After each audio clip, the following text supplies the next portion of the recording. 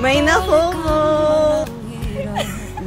RJ, what are you doing here? He's here! He's here! He's here! Who's clingy?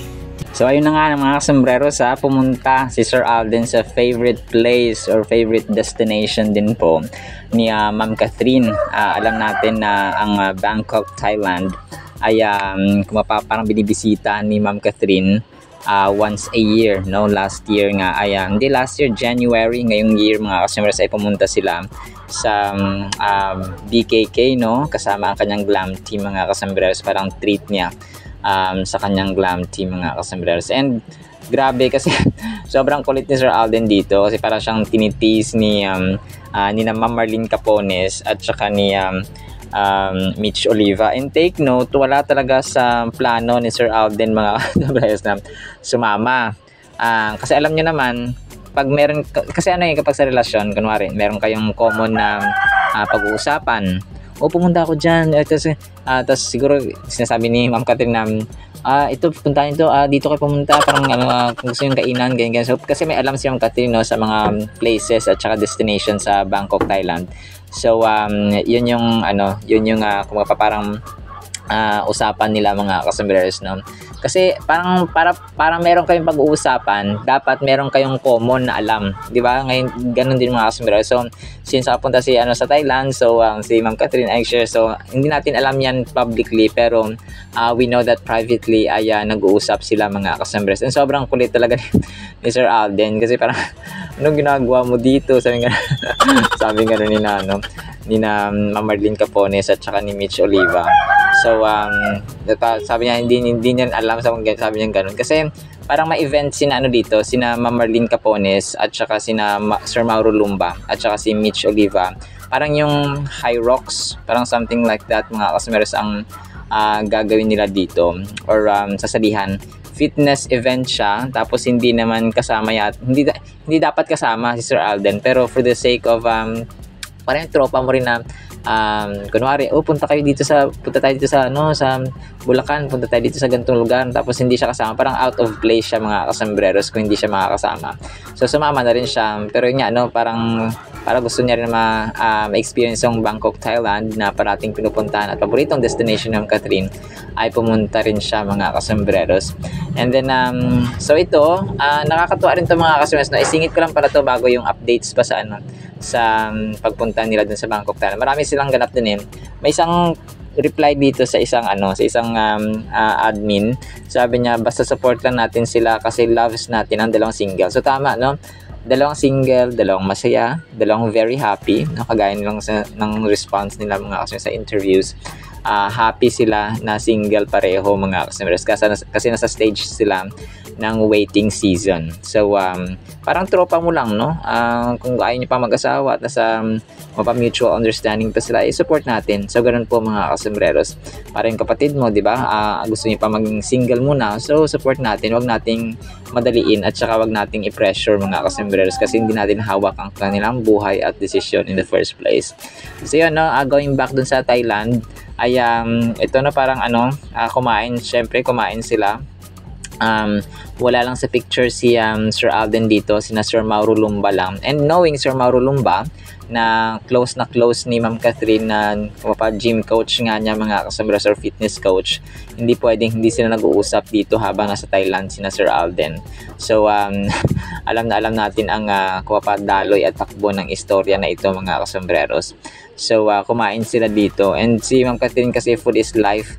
Nung pumunta sila ng glam team niya sa Thailand, talagang kainan ang kanilang unang kinoconsider na puntahan mga kasombreros. So baka sasabi ni Ma'am Catherine, dito kayo. Syempre mag-uusap yan sila kasi Sir Mauro Lumba, gym coach niya mga kasombreros. And then ito, sobrang nakakatuwa kasi sina Avi na anak ni Ma'am Marlene Capones at ni Sir Mauro Lumba ay kasama niya sa kotse, tapos parang saya-saya ng dalawa mga kasombreros. Para din siya kotse, para siyang limousine ito mga kasombreros, yung mahaba. And then parang binilhan yata ni Pops Alden si Baby Avi ng sapatos dun sa Bangkok, Thailand. Si Sir Alden parang normal na tao din, parang Tapos nakaupo lang siya, tapos pero hindi mo alam, bilyonaryo pala ang taong ire. Ganun. So, natutuwa siya kay Baby Avi, no? Mahilig sa bata si Papa Alden, pero in the meantime, ay tamang karga at tamang kulit-kulitan lang muna sa mga baby, kasi sa susunod na sila gagawa ng baby, parang gano'n.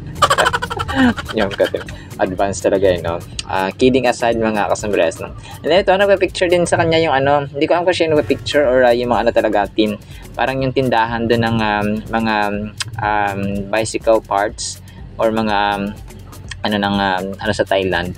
Parang ito yung Finlex niya na no, yung dilaw na Colnago. Hindi ko alam kung bibilhin niya ba ito. So from Thailand, or gagamitin niya sa kanyang Tour de France. Kasi yung isang kasama nila dito parang mga Thailander. Si Ayon ba? Parang si Ayon Perez itong isa. Pero hindi, no? Mga Thai itong mga Thailanders itong ibang kasama nila. So mga baka may-ari ng shop. At saka kilala nila Sir Alden na artista. At saka box office king dito sa Pilipinas, mga kasambreros. And sobrang nakakatuwa, no, kasi jogging is life, no. Si Ma'am Marlene Capones, nabasa ko yung niya, kasi ni-stalk talaga sila sa din sa Instagram na accounts nila. Ay 2 oras na yung tulog niya, tapos kailangan bumangon at saka mag-exercise agad kasi part ng kanilang routine, at saka yung gagawin nga nila na parang activity doon, mga kasambreros, sa BKK. So parang high rocks competition ang tawag doon, mga kasambreros. So para siyang fitness competition talaga, mga kasambreros. So yung high rocks competition, no, ang dami rin pala nito, no. Meron sa Dallas, Texas, sa Chicago, sa Frankfurt, Germany. Worldwide pala itong high rocks din, mga kasambreros.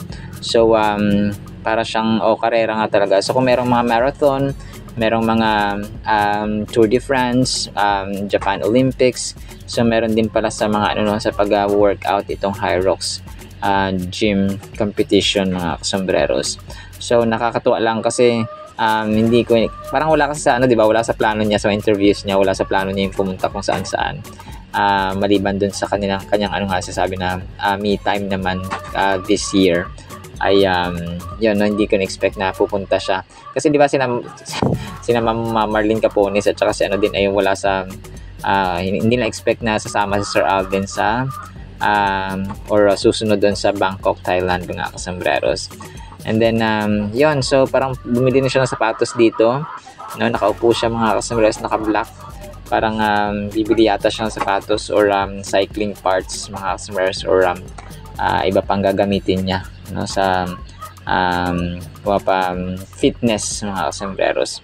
Alright, actually sa ating Kathleen items, pero abang-abang pa kayo kasi meron pa tayong update, mga kasambreros, and sana po ay pakinggan po natin ang Word of God. At para po sa ating Word of God, mga kasambreros, ay medyo doctrinal po ito. Ang title natin, Bakit kay David? Matthew 1:1, the book of the genealogy of Jesus Christ, the son of David, the son of Abraham. Romans 1:3, concerning his son Jesus Christ our Lord, who was born of the seed of David according to the flesh. So, hindi ba kayo napapatanong, bakit napili si David bilang instrument, no, na lahi, mga kasambreros, na pagmumulan ng Messiah, the son of the living God? Yung pagpili ng tao sa presidente, for example, yung mga tao pagpili sa mayor, sa governor, and sa mga positions, no, talagang grabe, mga kasambreros, yung iba nagpapatayan. Pero ito talagang the son of the living God, no, Messiah, mga kasambreros, Savior of the world, the King of Kings and the Lord of Lords, no, the author and finisher of our faith. He was the greatest, and he will be the greatest, and he will be consistent, no. Si Jesus Christ ay hindi nagbabago, yesterday, today, and forever. And siya yung walang kapantay ang posisyon na ito. But grabe, mga kasambreros, no, napapatanong tayo, or kaya minsan tanongin natin, mga kasambreros, na bakit kay David, no, bakit sa lahi ni David, mga kasambreros. And sa ating mundong ito, where possessions, mga kayamanan, no, yung posisyon at saka mga kayamanan, mga kasambreros, nagmamatter talaga. Kasi kapag may posisyon ka, kapag may kayamanan ka, mataas ang pagtingin sa iyo ng mga tao. However, same goes with the one, no, yung pagpili kay David mga kasembreros na appoint no from the time of Abraham, Isaac, Jacob down to the lineage or genealogy of David mga kasembreros. Grabe. So the birth of Jesus Christ is one of the most glorious events in the Bible. No,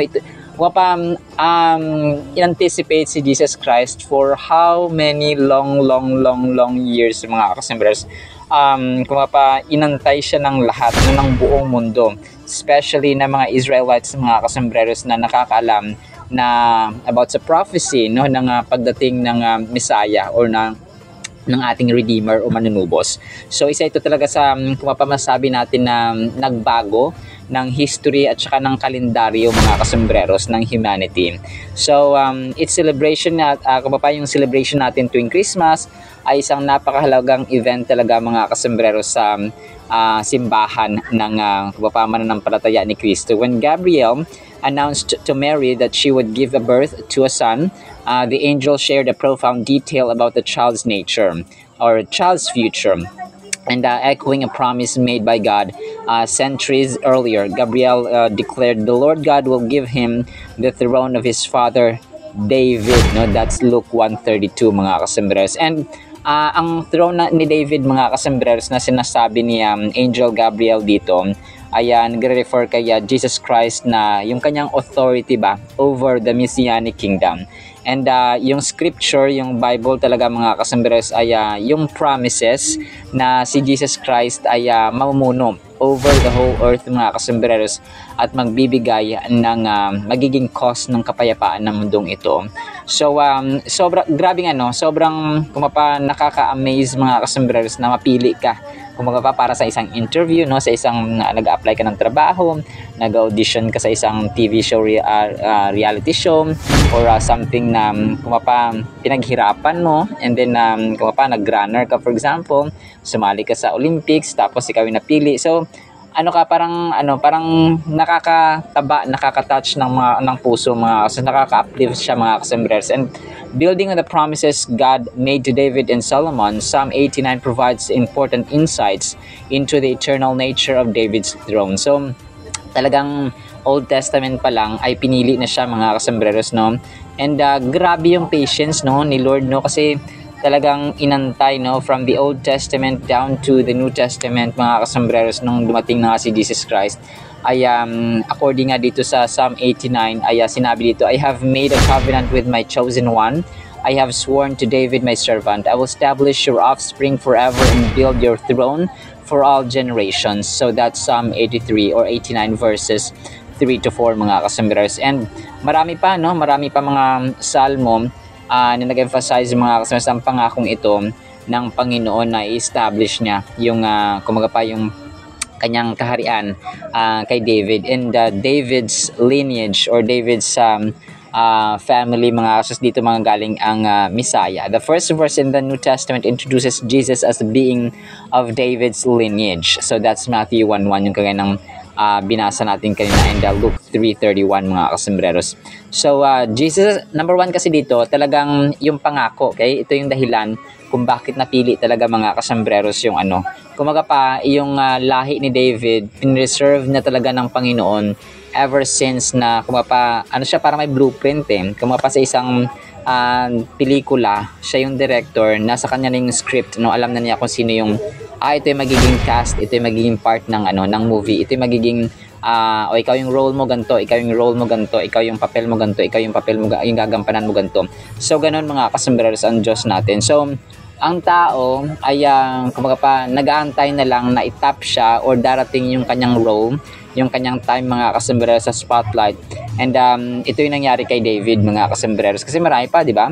Sa time ni na Adan, ni na Eva, na Abraham, ni Noah, ni Abraham, ni Isaac mga kasembreros. So marami pang mga tao or mga cast na tao na naging part ng great plan of salvation no, parang isang malaki at saka grandest na pelikula mga kasembreros. And Jesus himself emphasized his prophetic connection to David, declaring, I, Jesus, have sent my angel to give you this testimony for the churches. I am the book, I am the root and the offspring of David and the bright morning star. That's Revelation 22 verse 16. So ang mga words na ito ay talagang nag-a-affirm at nagpapatunay mga kasambreros, kung pa nagsasolidify, no? Nagpapatibay ng Diyos na kung finulfill niya talaga yung promise niya sa lahi ni David mga kasambreros. Kasi ang Diyos natin, kahit na anong gawin natin, no? Kahit anong gawin ng diablo, ng kaaway, pag sinabi niya mangyayari at mangyayari yan mga kasambreros, walang pwedeng makahadlang. Kung kaya sa buhay natin, no,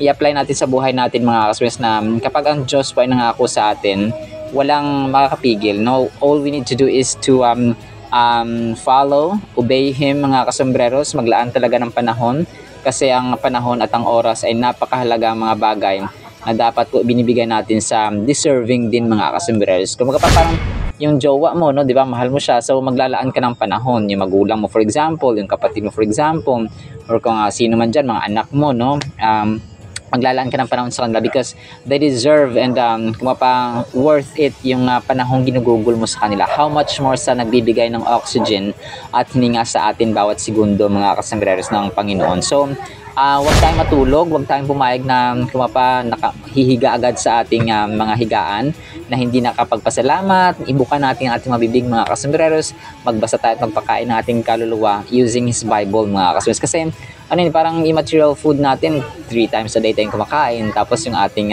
pag-aluluwa hindi natin papakainin na yun ang maglalast sa sa huling panahon mga kasambreros.